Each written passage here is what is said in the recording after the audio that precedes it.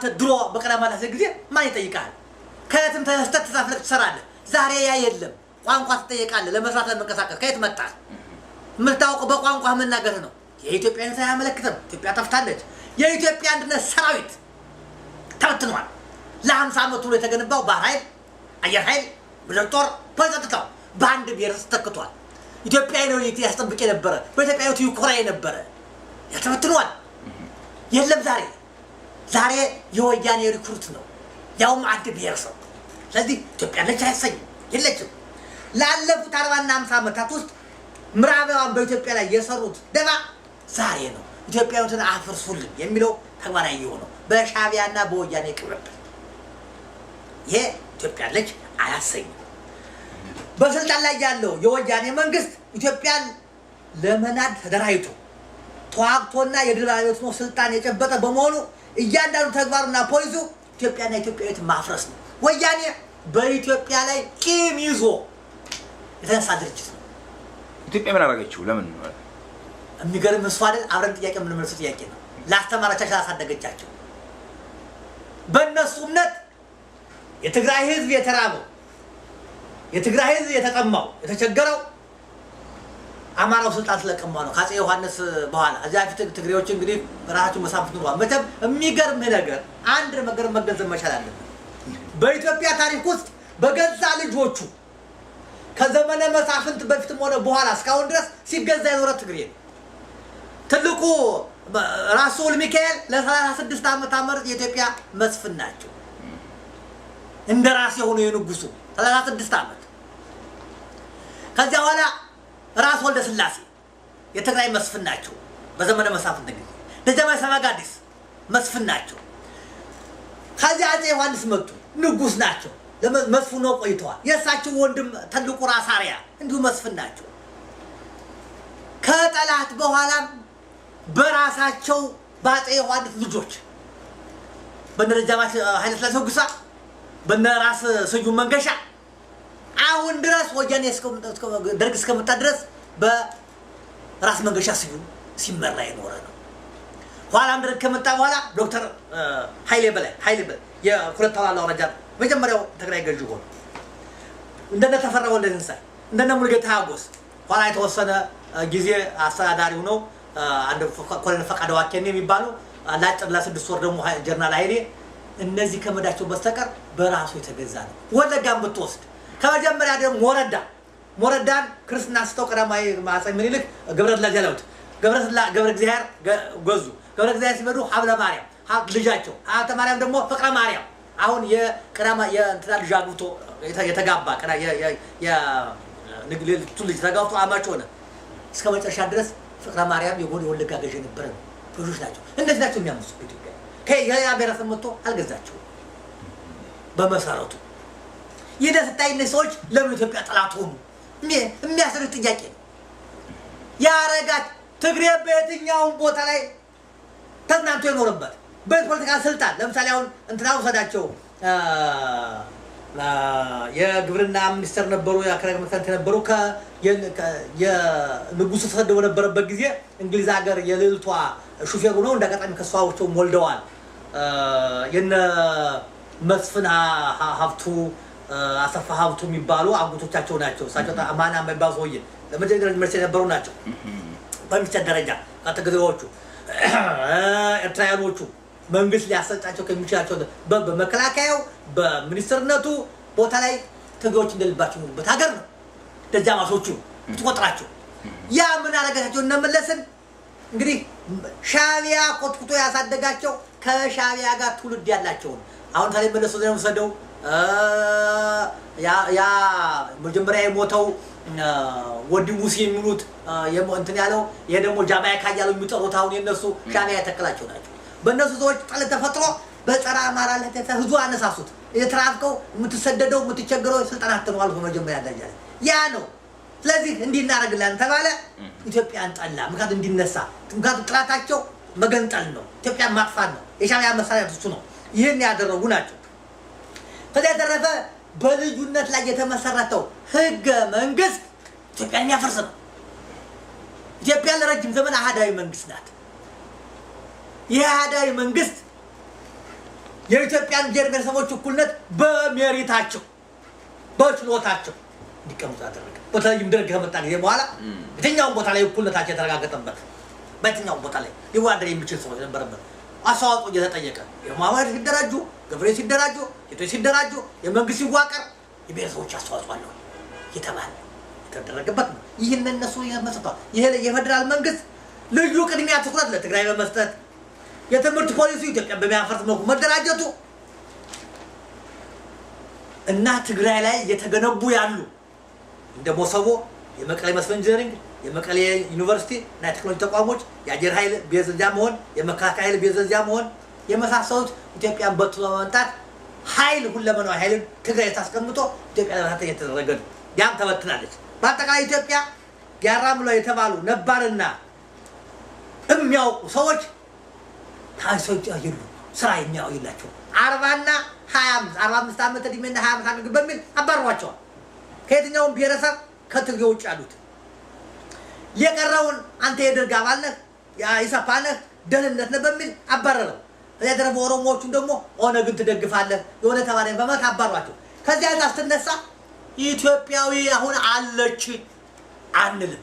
ለኢትዮጵያ መቀጠል ያለባት እናት የኢትዮጵያ አንድነት ተሐድሶ እንዴት እናምጣ ሮመነሳት ያለበት እንጂ አሁን አለች ካልንማ ኢትዮጵያ ያላወቅናትም የሚል እምነት ነው ያለኝ። እንደውም እኮ ይገርምሃል ሞክሼ አሁን አንዳንድ ጊዜ ከአንዳንድ ሰዎች ጋር ስነጋገር እንደውም አሁን ባለው ሁኔታ ኢህአዴግ ነው ኢትዮጵያን የሚጠብቀው።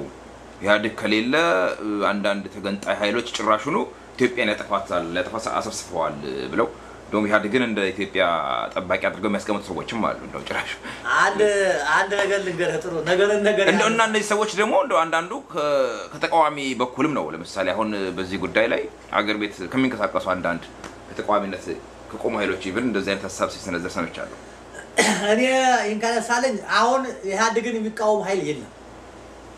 አገር ቤት አሉ ምትላቸው ዛሬ የለም የምትለው ነገር በዛ በነገራችን ላይ ኢህአዴግን አገር ቤት ነው ብለህ አገር ቤት ላይ ያለ ድርጅት ኢህአዴግን የሚቃወም አለ ብያለሁ። እነ አንድነት እነ አማራ ማን ነው ወርፎ ለብቻው ነው የምታው ወደ መጀመሪያው ጠይቀኝ ወጥፈድ ይሄኛው አንሳልኝ።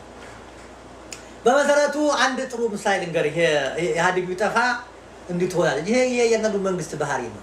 ስልጣን የያዘ ይሄን ያስወራል። ኃይለሥላሴም ስልጣን ለልጃቸው ሳሰጡ የቀሩት እኛ የተሻለ ለጊዜር የሰጠንን እንደምታለ ራስ ምሩ ጠይቋቸው ነው የሚባለው። በተለይ በ80 ዓመታቸው ላይ እግዚአብሔር የሰጠንን ስልጣን እግዚአብሔር ሲሆን እንጠብቃለን እንጂ አንሰጥም። ኢትዮጵያ ከኛ በኋላ ማን ይመጣል ማን ማስቀምጥ የለ ልጆቻቸው ማመን አቅቷቸው ለዚህ አቅተውና ደርግም ተመሳሳይ ነገር ኢትዮጵያ ያጣት አለባት ማን የተሻለ እናመጣለን። ሁሉም ለራሱ ትልቅ ግምት ይሰጣል። እኔ እናንተም ለራሳችሁ ፈቀላል ግምት አንሰጥም እንሰጣለን። ስለዚህ ከራሱ ግምት እየተነሳ እና ብሳና ይነቅዛል ያሉት ሃይ ለእንጨቱ ሁላ ማን አስተማረው አለ ደግሞ ያኛው ንቅዘትን ንቅዘትን አሁን ኢትዮጵያን ማፍረስ ማን አስተምሮ ነው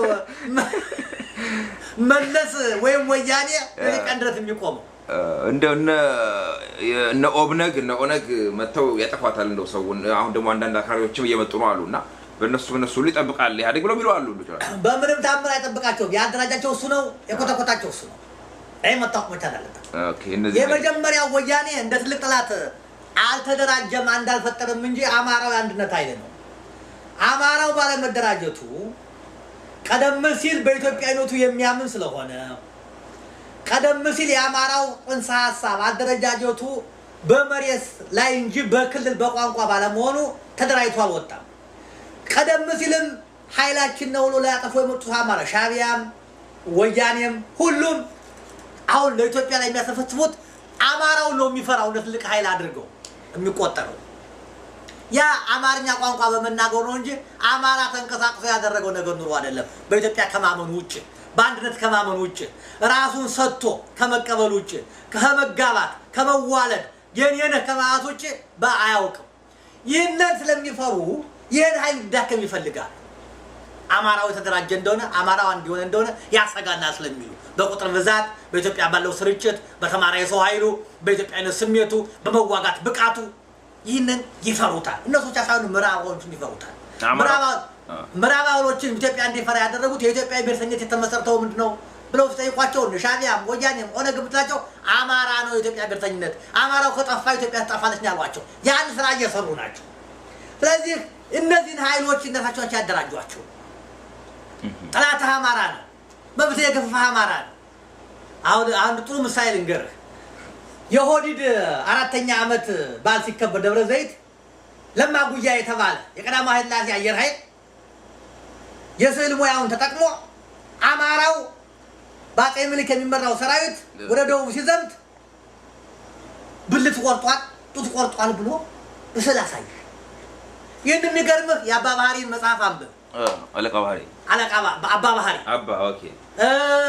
የዶናልድ ሌዊስን መጽሐፍ አንብብ። በኦሮሞ ባህል በገዳ ባህል አንተም ማወቅ መቻል በዚያ ውስጥ እነሱ አድገሃል። የሚደራጁት በእድሜ ነው። ትልቅ አውሬ ያልገደለ ወይም ሰው ያልገደለ ፀጉር አይላጭም። ያለ መላጨቱ ምልክቱ ለጓደኞቹ አለመግደሉን የሚያሳይ ነው። ስለዚህ ኦሮሞ የግድ እንዲገድል ይገደዳል ፀጉር ለመላጨት። እንደውም አባ ባህሪ በ1891 የኖሩ ሰው ናቸው እና የጻፉት ነገር ትክክለኛ ነው። የጻፉት ነገር እሳቸው ኮስችን የሚያደርጉ አሉ። አንዳንድ እሳቸው የጻፉትን ማንም ሰው እሱ በሚፈልገው ካላደለት እውነትን ኮሽን ያደርጋል። ይሄን ማወቅ አለብህ። ኮሽን የሚያደርግ ሰው እውነትን ማንም ሰው ኮሽን ያደርጋል ራሱ በፈለገው ስለማይሄድለት። ዲስፕሩቭድ ባህላዊውም የታየ ነው። ምንም ጥያቄ ያለው ይሄ አያደርጉም አይባልም። እኔም ባይኔ አይቻለሁ አውቃለሁ። እድገት ህብረት ዘምቼ አረሲ ዘምቼ በ68 ዓመተ ምህረት ዝዋይ አውራጃ ውስጥ 99 የወንድ ብልት አይቻለሁ። ቆጥሮ ያለው በእጄ ይሄ ባህላቸው ነው። ምን ጥያቄ አለ? ማፈር የለብንም። የሆነ ባህል አባባለ መቋቋም መቻል አለብን። ተደርጓል። ወደፊት መቋቋም ማስቀረት አለብን። አንድ ጥያቄ ነው። ስለዚህ ያንን አማራው ይሄ ባህል የለውም። ወንድ ለመባል ጀግና ለመባል ብልት መቆጥ ያማራው እንታደ ያማራው ወንድነት የሚለካው ያባቱን ገዳይ የወንድሙን ገዳይ ሳይገል የቀረ እንደሆነ ደም ያልመለሰ እንደሆነ ጦርነት ተዘምቶ ያልዘመተ እንደሆነ ጦርነት ታውጆ ቤት የዋለ እንደሆነ ያ አማራ ወንድ አይደለም ወይ ይናቃል። ባህሉ ይሄ ነው እንጂ ለማግባት ብልት መቁረጥ አማራው ባህሉ አይደለም። ሰው ሳይገል እናንተን ሳይጠው እንደው አማራ ፀጉር መላጨት ነው። ጎፈሬ የሚሆነው ሲገል ነው። አንበሳ ሲሆን ሲገል ነው። የአርበኝነት ምልክቱ ነው። አርበኛ ሲሆን ነው ፀጉር የሚያሳድገው እንጂ ገና ሳይገል አይደለም የሚያደርገው። ያንን እያወቀ ተጨባጭ ታሪኮች እያሉና አማራው እንዲያደርግ ብለው ይላሉ። ይሄ የአማራውን ጥላቻ ኦሮሞው በአማራው ላይ መሮ እንዲነሳ ነው። ያ ውጤት ነው የነ አርባ ጉጉ የነ በደኖ የምታየው እና ወለጋ ጎንጎማ የተባረሩት የተገደሉት አማሮች የዚያ ውጤት ነው። እና እሱ ነገር እንደሞ ቅድ በኋላ ላነሳው ነበር እንደው ካነሳው አይቀር አልተደረገም ነው የምትለው። ምን ቅድም አፄ ምኒልክ እንደውም ቀድሞ የነበረውን በእና አምደ ጽዮን ከዛም በፊት የነበረውን የኢትዮጵያ ግዛት መልሰው ያዙ ብለሃል ቅድም አሰፉ እንደውም እና በዛ ሂደት ውስጥ አንዳንድ ሰዎች የሚሉት ይሄ ጡት ቆረጡ እንደዚህ ያደረጉ የሚሉት ነገር አልተደረገም ነው ያልክ ያለው በደንብ ገልጽ አድርገው። በመጀመሪያ ደረጃ ላይ ጦርነት አውዳሚ ነው። ይሄን መጀመሪያ ተመታታ ትክክል ነው። ጦርነት ያካሄደህ ይሄ ነገር ጥፋት አይደርስም ታጥችልም። በዚያ መሃል የዘመተው እኮ በራስ መኮንን ወልደ ሚካኤል ጉዲሳ የሚመራ ጦር ነው። ራስ መኮንን ወልደ ሚካኤል ጉዲሳ የሚጦር ጦር ኦሮሞ የለበትም ማለት አትችልም። ራስ ጉበና ዳጫ የሚመሩት ጦር ኦሮሞ የለውም ማለት አትችልም። ፍታዋሪያው ተጊዮርጊስ ጦር የሚመሩት ጦር ኦሮሞ የለውም ማለት አትችልም። ባልቻ ባነፍሰው የሚመሩት ጦር ኦሮሞ የለውም ማለት አትችልም። ገበየው ተክለ የሚመራው ጦር ኦሮሞ የለውም ማለት አትችልም። ስለዚህ የኦሮሞ ተቀላቅሏል። በዚያ ውስጥ አማራው ቆረጠው፣ ኦሮሞ ቆረጠው፣ ትግሬ ቆረጠው፣ ሀዲያ ቆረጠው፣ ጉራጌው ቆረጠው። መረጃ የለም ግን መሪው ተቋት አጣብቀ እሺ ተቆጥቶ ይችላል። ያ የጦርነት ባህሪ ነው። አማራውን ለይቶ ያስመጣ አይደለም። የጦርነት ባህሪ ነው። ዛሬ ያደርገ የለም ዛሬ ይደረግ የለም። ዛሬ ጦርነት ተመራቆ ይካል ያንተ ወታደር ልጅ ነው። ጦርነት እኮ ይለውጣል እኮ ሁለመና በዛይ እኮ አላማህን ነው የምታየው፣ ግብክን ነው የምታየው እንጂ በዚያ ውስጥ እንኳን የገበሬ ሰራዊት አዘም ክተት ሰራዊት በራሱ ስንቅ በራሱ ጥቅም ይዘም ተቀጥቶ ዛሬ መጓጓዣ አቅርበለት ልብስ ሰጣው አሰልጥነው ሜስ ይፈጥራል። ያ እንደ ወንጀል ቢፈጸምም አማራው ይፈርዋል። አሁን ጥያቄያችን አማራው አልሰራውም ነው።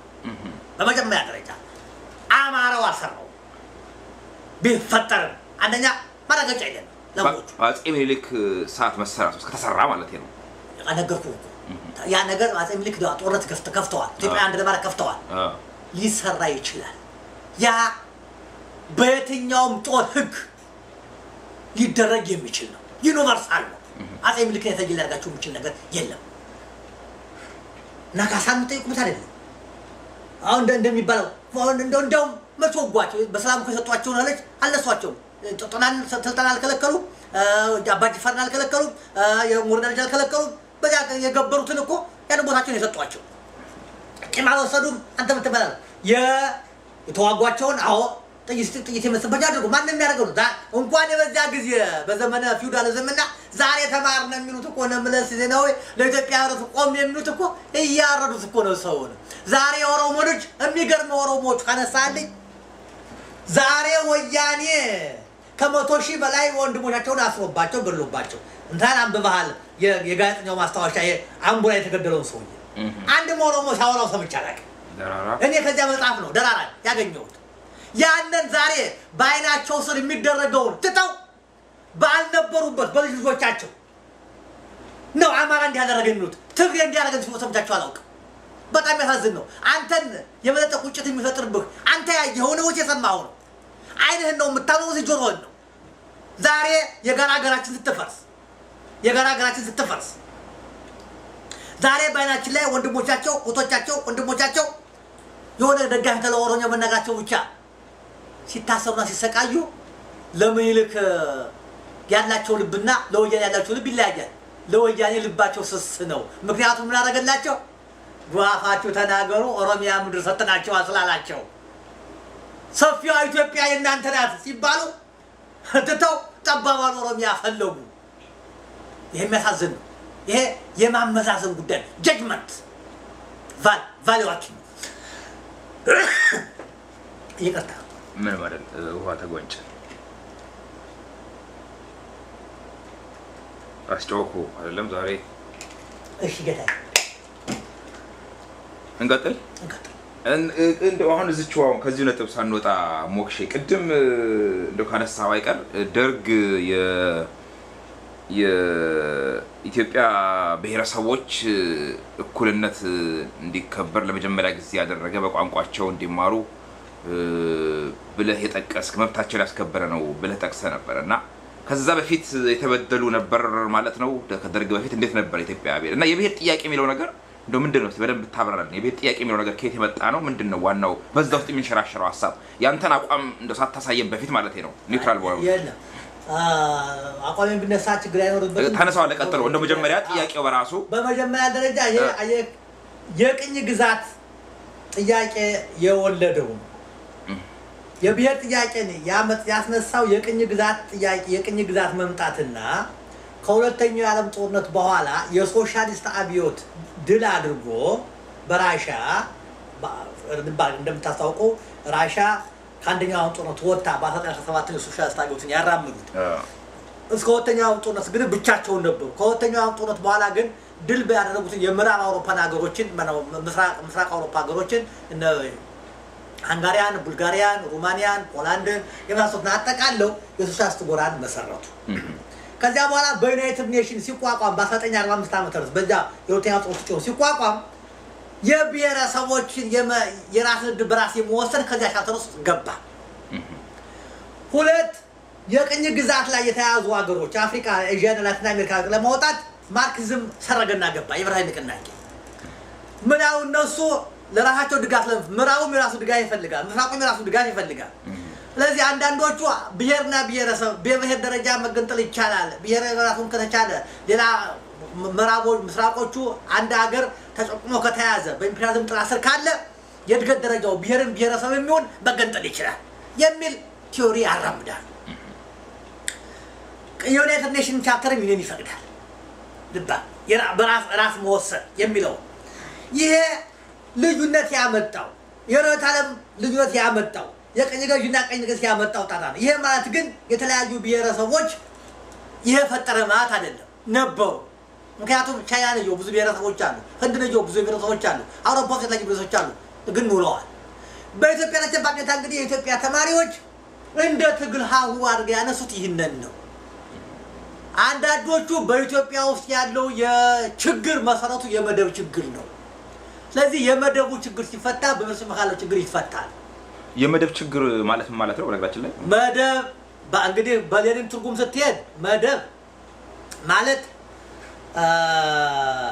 በህብረተሰቡ ውስጥ የምትከፋፍልበት በያዝከው ቦታ አንዱ መመዘኛ በህብረተሰቡ ውስጥ አንተ ቦታ ምንድን ነው? አምራች ነህ፣ አከፋፋይ ነህ፣ ተጠቃሚ ነህ፣ አዛዥ ነህ፣ ታዛዥ ነህ፣ ገዢ ነህ፣ ተገዢ ነህ። ይሄ የሚለው ማለት ቦታ ማለት አንደኛው። ሁለተኛው ከምርት መገልገያ መሳሪያዎች ጋር ያለ ግንኙነት። ምርት መገናኛ የምንላቸው መሬት፣ ፋብሪካዎች። የፋብሪካዎች ባለቤት ነህ ወይ ሰራተኛ ነህ? የመሬት ባለቤት ነህ ወይ ሰራተኛ ነህ? የምትላቸውን ክራይቴሪያዎች እና ከሚመረተው ምርት የሚደርስህ የድርሻ መጠን በምን ያለው የምትመጠነው? ትርፉን ነው የምትካፈለው? ሀብት ነው የምትወሰደው ወይ ደሞዝህ ነው? ይሄ በህብረተሰቡ ውስጥ ያለውን ቦታ ይከፍላል። ያ መደብ ነው የሚሉና ዞዞ በምዕራቡ የምታየው ከሀብት ጋር ሃይ ክላስ ይላል፣ ሚድል ክላስ የሚሉት እነዚህ እንዲያ መደብ ላለ ማለት ነው። ያ ሃይ ክላስ ማለት ኦነር ኦፍ ዘ ፋብሪካዎች የመሬት ኢንዱስትሪ ባለቤት ማለት ነው። የንግድ ድርጅቶች ባለቤት ማለት ነው። ሃይ ክላሱ ኦነር የሚያዘው የቀረው ሰራተኛ ነው። ስለዚህ መደብ ማለት ይሄ ነው። በኢትዮጵያ ውስጥ የመደብ ችግር ነው ያለ። ምን የብሔር አይደለም ባይአሎቹ የዎቹ ደግሞ የለም መደብ አይደለም ብሔር ነው። ለምሳሌ አሁን የብሔርተኛም ናቸው እነ ሻዕቢያ እነ ኦነግ እነ ህወሓት የምትላቸው የብሔር ነው። ማንነው ብሔር የሚሉት? አማራው ብሔር ነው ችግራችን፣ ገዣችን፣ በዝባዣችን እሱ ማጥፋት አለብን ነው የብሔር ጥያቄ የሚያነሱት። የቀሩት ደግሞ የለም በሁሉም ብሔረሰቦች ገዢዎች አሉ። ገዢዎቹ ከተነሱ ታጭቁኖቹ አንድ ናቸው፣ ተገዢ ናቸው የሚል ነው ከረከሩ። ስለዚህ አሁን ብሔርተኞቹ አሸነፉ በትግል በኃይል እነሱ ስልጣን ያዙ፣ ኢትዮጵያ ፈረሰች።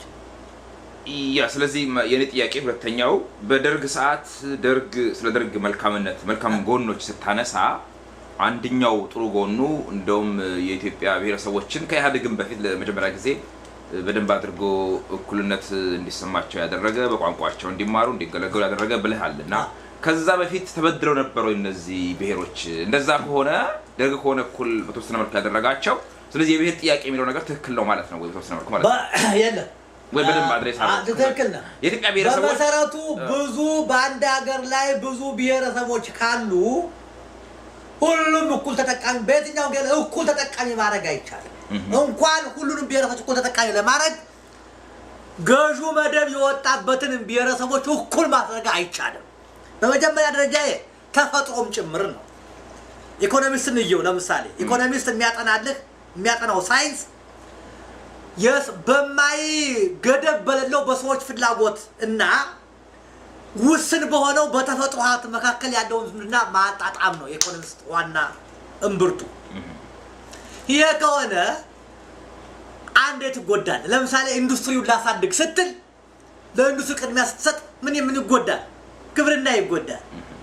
ለከተማዎች ቅድሚያ ስትል ገጠሩ ይጎዳል። ገጠሩ ቅድሚያ ስትል ከተማው ይጎዳል። ኢቭን አይደለም ለባል መጀመሪያ ደረጃ ከተፈጥሮ ጋር ደምታ የትኛው ይሻላል ጉዳት የሚቀንሰው ጥቅም የሚያመርክ የትኛው ነው ብለህ ነው የምታመዛዝነው እንጂ ሁሉም እኩል ሊሆን አይችልም። ስለዚህ በኢትዮጵያ ተጨባጭ ሁኔታ አማርኛ የወታደር ቋንቋ በመሆኑ ሲመጣ በመጡት መንግስታቶች ሁላ አፄ ዮሐንስ ሳይቀር በአማርኛ የተነገሩት 300 ዓመት አንዳንዶቹ 300 ዓመት ያደርጉታል፣ አንዳንዶቹ ደግሞ 10 ዓመት ያደርጉታል። የአገዎችን ግዛት እነሱ በአገውኛ ያደረጉም አማርኛ ላይ ያደረጉት በኢትዮጵያ የተነሱት ነገስታት አጠቃላይ አማርኛ ተጠቅመውበታል። ምክንያቱም ጽሁፍ ስላለው ቋንቋ የዳበረ ስለሆነ የጽሁፍ ስለሆነ አማርኛ ተጠቅመዋል። ስለዚህ በአማርኛውን በመግባቱ ብቻ አማራው በየትኛውም ቦታ ላይ ገብቶ ይሰራል፣ ይናገራል። እንደገና ደግሞ ይሄ ቋንቋ የተስፋፋባቸው አገሮች እንደ ጎጃም፣ ጎንደር፣ ሰሜን ሸዋን፣ ወሎን ብታያቸው የኢትዮጵያ ኦርቶዶክስ ቤተክርስቲያን ትግሬን ብታያቸው የሰለጠነበት ስለሆኑ ተምሯል። ሰው ቤተክርስቲያን አስተምረዋለች። ያ ሄዶ ለመንግስት ስራ በተለይም ዘመናዊ መንግስት ከመጣ በኋላ የጽሁፍ ስራ የመፍረድን የገንዘብ ስብሰባን የወታደርን የመዳኘትን ስለተለያዩ እኔ ደግሞ ማዕከላዊ ስለሆኑ ይሄ ደግሞ ሪፖርት የሚደረገው በጽሁፍ ስለሆነ የተማረ ሰው አስፈለገ። የተመተመሩ የተገኙ ተዚህ አካባቢ ሆነ እኔ ሰዎች በየቦታው ተገኙ። ይሄ ለተቀሩት እንደ ጭቆና መሳሪያ ተጠቀሙ ታውቆታል። ለምንድን ነው የተጨቆነው አላሉ። ምክንያቱም ምንድነው አልተባለ። ብቻ አማራ መቶ ተጨቆነ። በደርግ ጊዜም ይሄ ክርክር ስለነበረ ይታወቅ ስለነበረ ደርግ የተከተለው የኢትዮጵያ ችግር የመደብ ችግር ነው የሚለውን ስለሆነ የመደቦቹንም ተቋቸው ደመሰሰ። ዛሬ ኢምፔሪያሊዝምን ካፒታሊዝምን ፊውዳሊዝምን እንደመሰሳለን ነው። በእነሱ ላይ የወዛደሩ አምባገነን መንግስትን መሰረታል ነው ትግሉ ዋና መፈክሩ። በዚህ መፈክር ስር አድሃሪያን ተደመሰሱ። አድሃሪያንን ብቻ ሳይሆን ተፈጥሮን በቁጥጥራችን ስር እናደርጋለን አለ መንግስቱ ኃይለማርያም።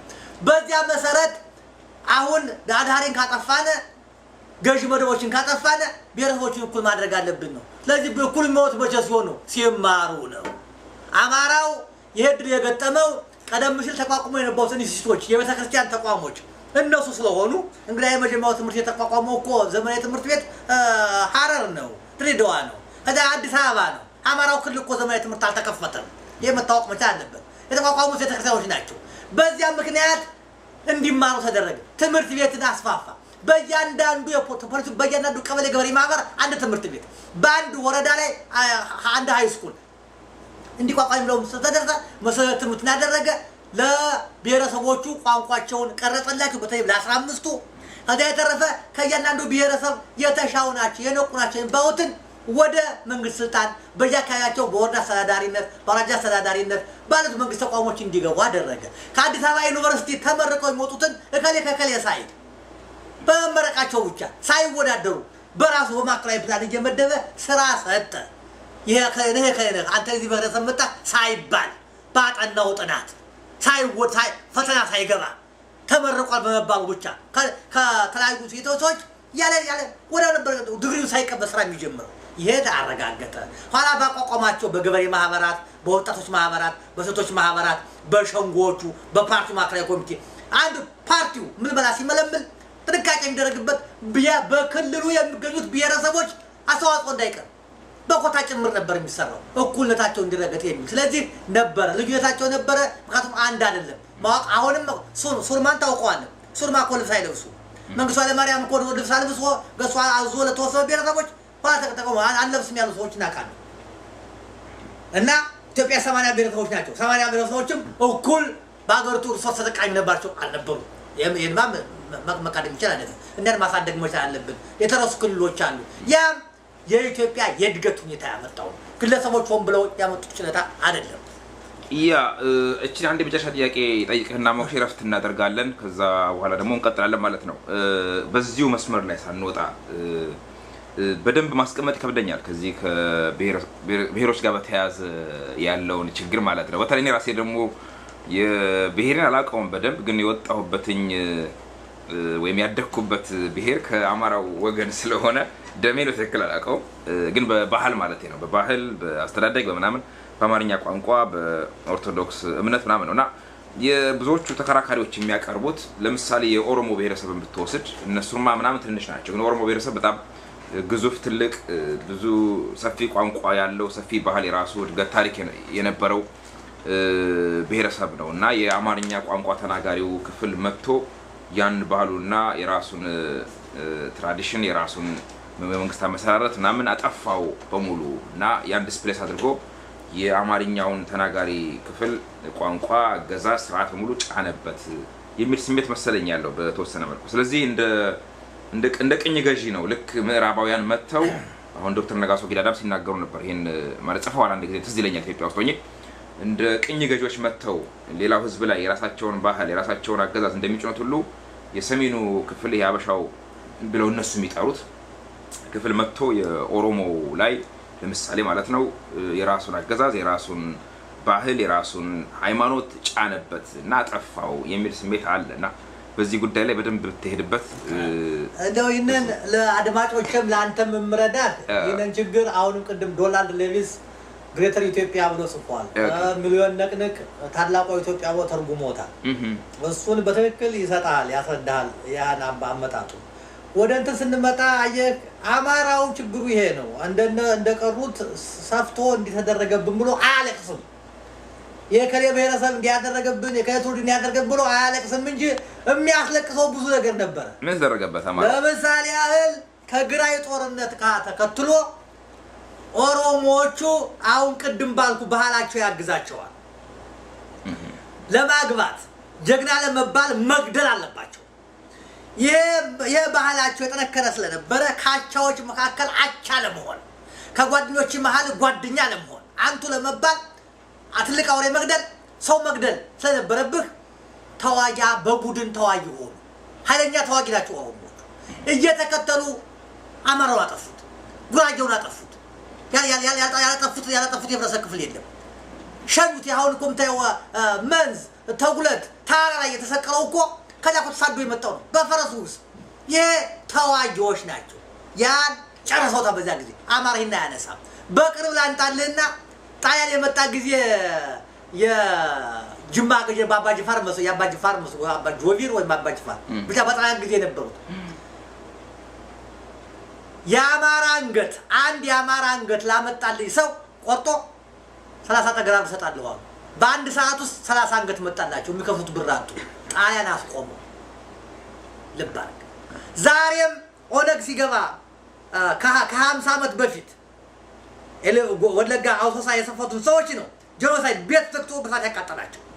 ይሄን አማራ ሲጮህ ላይ ትናንሹ ላይ ያነሳል። ልብ አድርግ። ባይጮህ ነው እንጂ ሁሉም በኢትዮጵያ ታሪክ ውስጥ የኢትዮጵያ አንድነት የተገነባው አንድ የተመሰረተው በጦርነት ነው። የምስራቅ ወደ ምዕራብ፣ የምዕራብ ወደ ምስራቅ፣ የደቡብ ወደ ሰሜን፣ የሰሜኑ ወደ ደቡብ ተጉዟል። በዚህ ጊዜ ውስጥ ሁሉም ተዋግቷል። ልብ አድርግ። ቀኝ ግዛት የሚባል ነገር በኢትዮጵያ ታሪክ የኢትዮጵያ ግን ማንን ቀኝ የገዛው በመሰረቱ እንደገና ያን መጻፍታን በምታገኘው ነገር የአማራው አንዱ ትልቁ ቡታዊ ባህሉ ወድቆ የመነሳት ሰርቫይቭ የማድረግ እንትን አለው። የኦሮሞ ባህል ደግሞ አሲሚሌት የማድረግ ባህል አለው። ባገኘበት የመለመድ ተቀብሎ የመቅረብ የነሱ ትራዲሽናል ባህል ለማስፋፋት አልቻሉ፣ አልተስፋፋም። አማራው ይዞ ይቀጥላል። ልባርክ በደበት ቦታ ላይ ባህሉን አይጥልም። በደበት ቦታ ይተክላል። በተከታታይ ይዞ ይሄዳል። አየህ ኢንስቲትዩሽኖች የአማራው አደረጃጀቱ ሃይራርኪካል ነው። ከቤተሰብ ጀምረህ ስትመጣ አደረጃጀቱ መሬትን ተከትሎ እርከናዊ ነው። ደረጃ ያርከን ይጠብቃታል እና የሚደራጀው ደግሞ በቤተክርስቲያን ዙሪያ ነው። አንድ ቤተክርስቲያን ይሄዳል፣ ያቺ ይሰለማል፣ ያስተምራል፣ ይሰብካል። ቤተክርስቲያን አንዱ አዛዥ ናት፣ አባትህ አንድ አዛዥ ነው፣ እናትህ አንድ አዛዥ ናት፣ አንተ መሪ መተላቅ ነህ። ኦሮሞ እንዲህ ነው። የኦሮሞ አደረጃጀት እኩልነት ነው፣ ተፈጥሯዊ እኩልነት ነው። ያ እኩልነት ከሌላ ጋር ሲሄድ እየተዋጠ ይመጣል እና ቅኝ ግዛትን ለቲዮሪ የመጣ ህዝብ ለማነሳሳት ስስብለትን በየትኛው ጊዜ በኢትዮጵያ እኮ መከላከያ ሚኒስቴር ሲቋቋም እኮ የመጀመሪያ መከላከያ ሚኒስቴር እኮ የሆኑት ኦሮሞ ናቸው። የመከላከያ ሚኒስቴርን ታሪክ ብታመጣው የኦሮሞ ልጆች ናቸው። የደርግ ሰራዊትን ብታያቸው አብዛኛው ጀነራል ኦሮሞ ነው። ከነገራችን ላይ መፈንቅለ መንግስቱ የከሸፈው በመንግስቱ ኃይለማርያም ላይ መፈንቅለ መንግስቱን ሲመራ የነበረው ጀነራል ፋንታ በላይ ነው። እንግዲህ እሱ አማራ ነው። መፈንቅለ መንግስቱ ወደ ኋላ ላይ እርግጠኛ መሆኑን ሲያረጋግጡ ኦሮሞዎቹ እንዴት ዛሬም በአማራ እንገዛለን የሚል አቋም እንደ መረድ ንጉሴ እዚያ የነበሩት መከላከያ የነበሩት አንተውን ሰውየው ሊገባ ሊሰበስብ ሲሄድ መቀመጫ ሳይቀመጥ እኮ ነው መፈንቅለ መንግስቱ የከሸፈው። ታየታ ማነው ፋንታ በላይ ሳይቀመጥ በመቀመጫ ተጣልቶ እኮ ነው ነገሩ የከሸፈባቸው እንዳለ መግዳድ የደረሱት። ስለዚህ ያ ነው የተራ ተዝምት ነው እንጂ የሚያሳይ ብዛታቸው ነው። ደም ሲሙልት ኦሮሞ ናቸው እነ ረጋሳ ጅማ ምንም አልቆጥም ማለት ነው። ጊዜ ከሰጠው ሰጣለው በኢትዮጵያ ውስጥ የመከላከያ ኃይሉ ሲኖር ነው በኦሮሞዎቹ ነው። አንድ በኢትዮጵያ ስልጣን አጥቷያውቁ ቀዳማዊ ኃይለሥላሴ ታዳኛ ምንድን እኮ ነው ያሉት? እኛ ምንድን እኮ ነው ያሉት? ኢትዮጵያውሞ አባላቸው ራስ መኮንን ወልደ ሚካኤል ጉዲሳ ናቸው፣ ኦሮሞ ናቸው። የኛን ያሁን የመከላከያ ተስፋዬ እንትና ወሰዱ። ተስፋዬ ገብረ ኪዳን ትግሬ ሰው ይመስለዋል። ያ ኦሮሞ ነው። ቁልቁልጭ ልቻለ እነ አርገኝ ስሙ ጠፋኝ። ለምን መጨረሻ ጊዜ የሁለተኛው ሰመጣ አዛዥ የነበረ ያርሲ ሰው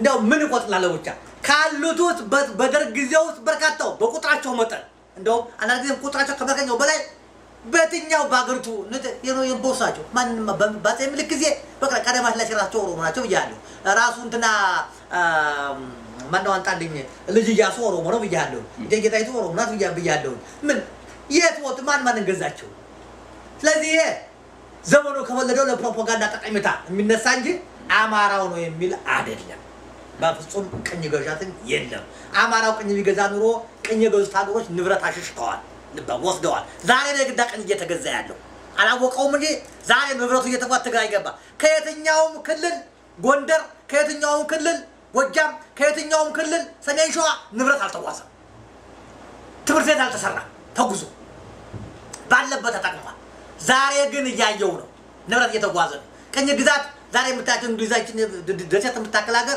ያለችው በቅኝ ግዛት በዘረፈችው ሀብት ነው አንድም አማራው ከየትኛውም ክልል ነቅሎ የወሰደው ፋብሪካ ጓጦ የወሰደው የሰራው ነገር የለም እያነሰ እንደውም ከአማራው ክልል ነው ወደዛ እየመጣ ያለው የቀረበት ይሄ ነው የምናየው እና ቅኝ ግዛት የሚለው ፕሮፓጋንዳ ያለፈ አይደለም ሞክሼ ያ በጣም እዚሁ ጋር አንድ ጥያቄ ነበር ትንሽ ደክመዋል መሰለኝ ረፍት ማለት ነው